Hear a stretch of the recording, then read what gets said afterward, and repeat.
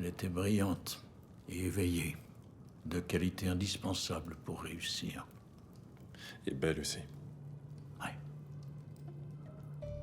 Il lui est arrivé malheur. Un membre de la famille l'a assassiné. Et cette même personne essaie de me rendre fou depuis 40 ans. La chose a eu lieu le 24 septembre 1966, un samedi. Harriet avait 16 ans. Mes frères étaient réunis ici avec leurs femmes, leurs enfants et leurs petits-enfants pour l'insupportable exercice de la réunion et du banquet annuel de notre conseil d'administration. Ce même jour se tenait aussi le défilé automnal du club nautique. Harriet est partie assister avec une ou deux camarades d'école. Elle est revenue tout juste après 2 heures. Elle est entrée dans le petit salon, elle disait qu'elle voulait me parler. Honnêtement, je ne me souviens pas de ce que je faisais et que j'ai pu juger d'assez important pour que je lui dise de patienter quelques minutes. Mais le fait est que pendant ces quelques minutes, un autre événement est survenu. C'était un accident de la route sans rapport avec Harriet et qui pourtant a été déterminant.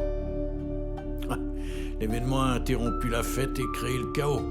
La police, les ambulanciers, les pompiers, les journalistes, les photographes, les spectateurs, tous se sont précipités sur les lieux alors que nous, la famille, faisions la même chose de l'autre côté du pont. Le chauffeur de la voiture, un homme du nom d'Aronson, était coincé à l'intérieur, gravement blessé. On a tout fait pour le dégager de là avec nos mains car les outils auraient pu provoquer des étincelles. 1 heure après l'accident, Harriet a été vue dans la cuisine. Et Anna elle-même l'y a vue.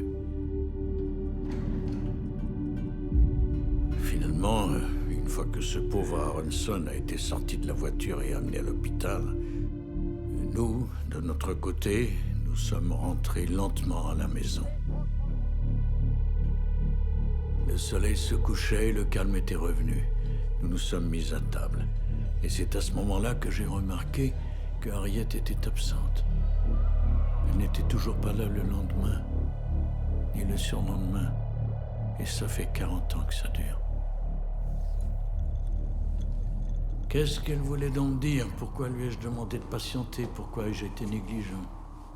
Et si ça n'avait été qu'une fugue? Non, elle aurait sûrement été vue. Les pompiers sont restés toute la nuit sur le pont pour pomper l'essence. Personne n'a traversé à la nage ni en bateau. Tous les bateaux étaient encore amarrés de ce côté le lendemain. J'ai moi-même vérifié. Plutôt 2 fois qu'une. Alors une chute suivie d'une noyade? Oh non, il y a très peu de courant ici. Tout ce qui tombe à l'eau réapparaît à proximité. C'était le cas du père d'Harriet. On a retrouvé son cadavre à 10 mètres à peine d'où il s'était noyé 1 an plus tôt. Oh non, elle a bien été tuée. Et par quelqu'un qui était sur l'île ce jour-là.